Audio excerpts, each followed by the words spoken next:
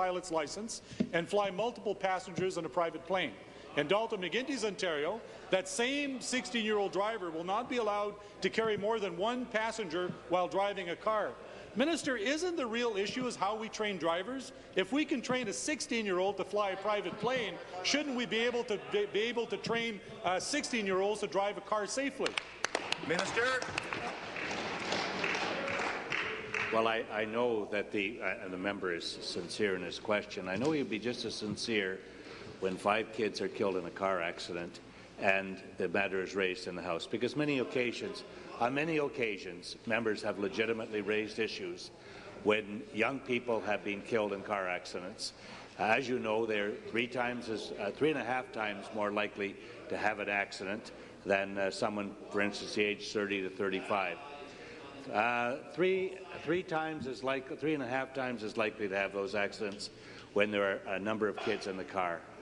Every group that we consulted on this, which is involved with safety, including some parents who had gone through this, indicated they wanted to see this extension that exists already from midnight to 5 a.m. They wanted to see it extended for the 1 year of graduated licensing for the entire day. Supplementary. Well, I'd be interested to know how many young people that minister actually consulted on this bill.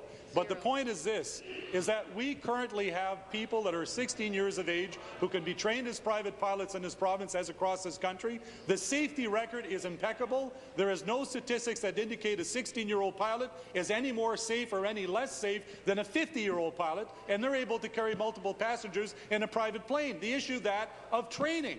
Shouldn't we be putting our emphasis on making sure that we properly train young drivers and being responsible and understanding what needs to be done to be as safe as possible, or is this just strictly discrimination on the part of this government towards young people?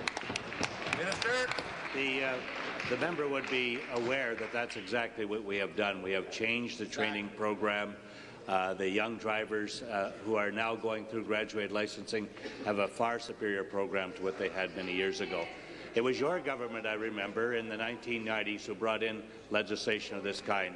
I remember there was a lot of opposition to it. Probably if you went back and answered, you might even find me raising those kinds of issues. I shouldn't do that. But that's exactly what happened. And as a result of graduated licensing that your government can take credit for, I'll tell you that the roads are a lot safer. British Columbia, as you know, has this legislation in place at the present time. In fact, the British Columbia legislation is even more onerous. I know it's an imposition. I'm looking forward to the input that will come from committee. I know the members looking forward to that as well.